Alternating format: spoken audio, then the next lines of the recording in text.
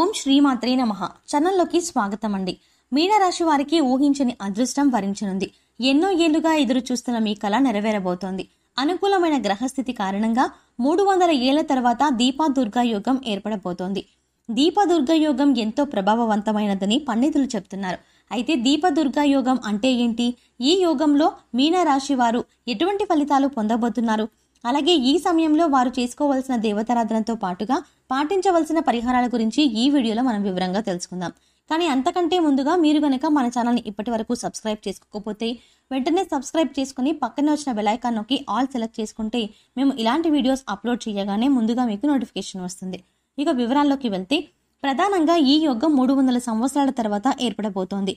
దీనివల్ల ఈ రాశి వారికి గొప్ప రాజయోగం పడుతుంది. దీపదుర్గ యోగం అనేది రాహువు కేతువుకు సంబంధించింది. దీనివల్ల ఈ రాశి వారి జీవితంలో శుభ పరిణామాలు చూస్తారు.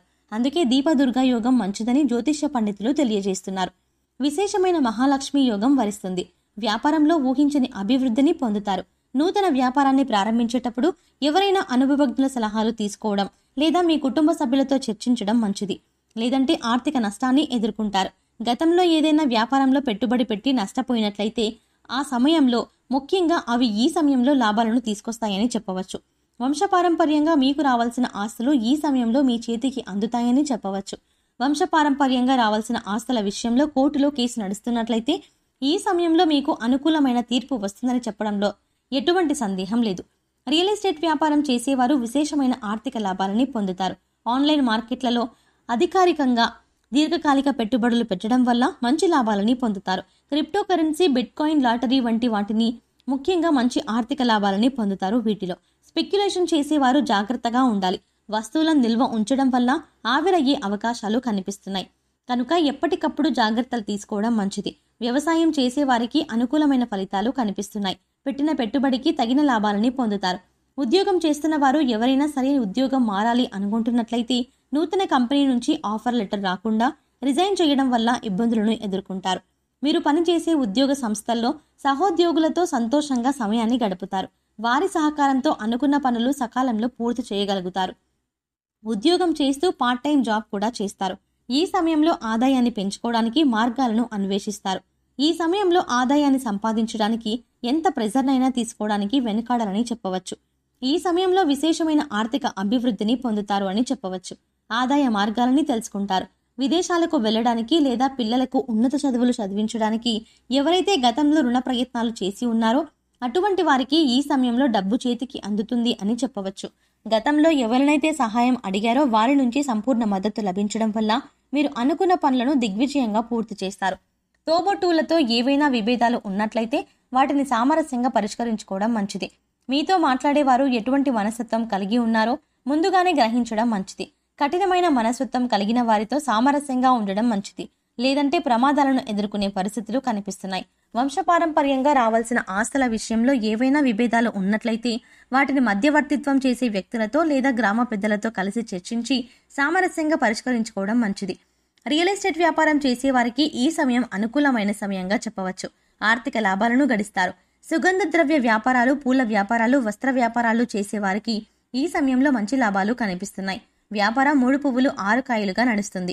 ఏ పనిని మొదలుపెట్టినా సరే ఖచ్చితంగా అనుకున్న విజయాన్ని సాధిస్తారు. కుటుంబ సభ్యులతో కలిసి విందు వినోద కార్యక్రమాలకు వెళ్లడం, బంధువుల ఇంటికి వెళ్లడం వంటివి జరుగుతాయి. బంధువులతో మాట్లాడేటప్పుడు జాగ్రత్తగా ఆలోచించి మాట్లాడడం మంచిది. బంధువులతో విభేదాలు ఎదురయ్యే అవకాశాలు కనిపిస్తున్నాయి. విద్యార్థులు ఈ సమయంలో చదువుపై ఎక్కువగా ఆసక్తిని కలిగి ఉండాలి. ఎక్కువగా ఫోన్ వాడటం, స్నేహితులతో బయట తిరగడం వల్ల చదివే ఆసక్తి తగ్గిపోతుంది. దీనివల్ల అనుకున్నది సాధించడం కష్టమవుతుంది. కనుక చదువుకు కేటాయించాల్సిన సమయాన్ని చదువుకు కేటాయించడం వల్ల ఎటువంటి ఇబ్బందులు ఉండవు. అనుకున్న విద్యా ఫలితాలను సాధిస్తారు. అకాడమిక్ పరీక్షల్లో, పోటీ పరీక్షల్లో మంచి విజయాలను సాధిస్తారు. దీనివల్ల తల్లిదండ్రులకు సమాజంలో మంచి పేరు ప్రఖ్యాతలు వస్తాయి. వీరి వైవాహిక జీవితం అనుకూలంగా ఉంటుంది. కానీ కొన్ని సందర్భాలలో అనుకోని విధంగా వాగ్వాదాలు జరిగే అవకాశాలు కనిపిస్తున్నాయి. కనుక జీవిత భాగస్వామితో ఎక్కువ సమయాన్ని గడపడం, ప్రతి విషయాన్ని షేర్ చేసుకోవడం మంచిది. మీరు చేసే ప్రతి పనిని ముందుగానే ఇంట్లో చర్చించడం మంచిది. అలా కాకుండా బయట వారి వల్ల మీరు చేసే పనులు తెలిసినట్లయితే కుటుంబ వాతావరణం ప్రతికూలకంగా మారుతుంది. ఈ విషయాన్ని మీరు గ్రహించాలి. ప్రేమికులకు ఈ సమయం అనుకూలంగా ఉంటుంది. వివాహం కోసం కుటుంబంలో పెద్దలను ఒప్పించాలని ప్రయత్నం చేస్తున్నట్లయితే అనుకూలమైన ఫలితాలని పొందుతారు. ఈ సమయంలో విదేశాలలో ఉద్యోగం వచ్చే అవకాశాలు కనిపిస్తున్నాయి. ఎక్కడికి వెళ్ళినా సరే వీరికి మంచి గౌరవం, గుర్తింపు లభిస్తాయి. నిజాయితీగా ఉండి చేసే పనుల వల్ల ఖచ్చితంగా మంచి ఫలితాలని పొందుతారు. మంచి అభిప్రాయాలను కలిగి ఉండడం వల్ల వీరి సంతానం కూడా మంచి అభివృద్ధిని పొందుతారు. ముఖ్యంగా ఈ సమయంలో ఇతరుల మాటల వల్ల మోసపోయే అవకాశాలు కనిపిస్తున్నాయి. కనుక ఎవరు ఎలాంటి వారు అనే విషయాన్ని ఎప్పటికప్పుడు గమనిస్తూ ఉండడం మంచిది. కుటుంబంలో శుభ కార్యక్రమాలను నిర్వహిస్తారు. ఈ సమయంలో స్త్రీలు మంచి ఫలితాలను పొందుతారు అని చెప్పవచ్చు. ఏదైనా వ్యాపారం ప్రారంభించాలి అనుకున్నట్లయితే ఈ సమయంలో మీనరాశి స్త్రీలకు అనుకూలంగా ఉందని చెప్పవచ్చు. Fashion designing, boutique, online marketing చేసే స్త్రీలు ఈ సమయంలో మంచి లాభాలని గడిస్తారు. ఏదైనా రంగంలో ఇన్వెస్ట్మెంట్ పెట్టాలి అనుకున్నప్పుడు దాని గురించి పూర్తి అవగాహన చేసుకున్న తర్వాత మాత్రమే ఇన్వెస్ట్ చేయడం మంచిది. ఈ సమయంలో నూతనంగా పరిచయం అయ్యే వ్యక్తుల పట్ల జాగ్రత్తగా ఉండాలి. ఆధ్యాత్మిక భావనలో అధికంగా ఉండడం వల్ల దైవ కార్యక్రమాల్లో పాల్గొనడం, పుణ్యక్షేత్ర సందర్శనాల పట్ల ఆసక్తి ఎక్కువగా ఉంటుంది.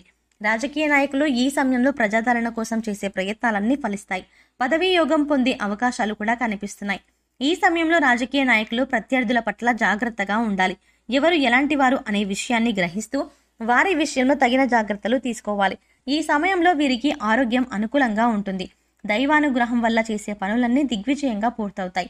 మరిన్ని శుభ ఫలితాలను పొందడం కోసం మీనరాశి వారు చేయవలసిన దేవతారాధన చూసుకున్నట్లయితే ప్రతిరోజు సుబ్రహ్మణ్యేశ్వర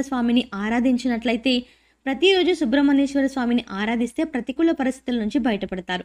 వీలైనప్పుడు హనుమాన్ చాలీసాను పారాయణం చేయడం వల్ల హనుమంతుని అనుగ్రహంతో ఆత్మస్థైర్యం పెరిగి అనుకున్న పనులను దిగ్విజయంగా పూర్తి చేయగలుగుతారు. శుక్రవారం రోజు దుర్గాదేవిని ఆరాధించి కుంకుమార్చన చేసి ఎర్రటి పూలమాలను సమర్పించాలి. శుక్రవారం నియమాలను పాటిస్తూ శుక్రవారం రోజు వీలైనప్పుడు కనకదార స్తోత్రం లేదా మహాలక్ష్మి అష్టోత్తరం చదువుకోవడం వల్ల లక్ష్మీదేవి అనుగ్రహంతో సిరి సంపదలను పొందుతారు. వీలైనప్పుడు లలితాదేవి అమ్మవారి ఆలయానికి వెళ్లడం వల్ల వీరు అనుకూలమైన ఫలితాలను పొందుతారు.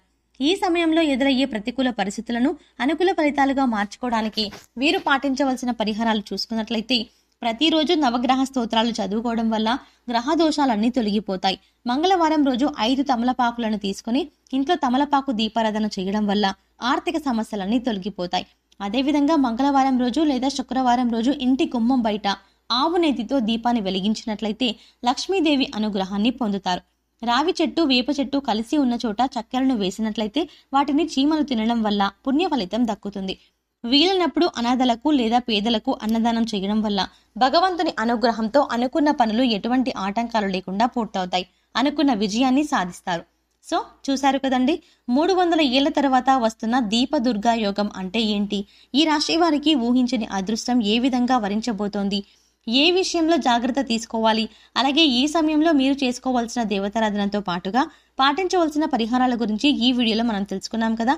ఈ వీడియో మీకు నచ్చినట్టయితే లైక్ చేసి మీ ఫ్రెండ్స్ అండ్ ఫ్యామిలీ మెంబర్స్లో మీనరాశి వారు ఎవరైనా ఉంటే వారితో మర్చిపోకుండా ఈ వీడియోని షేర్ చేసుకోండి. అలాగే ఇప్పటి వరకు మన ఛానల్ కనుక సబ్స్క్రైబ్ చేసుకోకపోతే వెంటనే సబ్స్క్రైబ్ చేసుకుని పక్కనే వచ్చిన బెల్ ఐకాన్ నొక్కి ఆల్ సెలెక్ట్ చేసుకుంటే మేము ఇలాంటి వీడియోస్ అప్లోడ్ చేయగానే ముందుగా మీకు నోటిఫికేషన్ వస్తుంది. మరో చక్కటి వీడియోతో మళ్ళీ కలుద్దామండి. ఓం శ్రీమాత్రే నమః.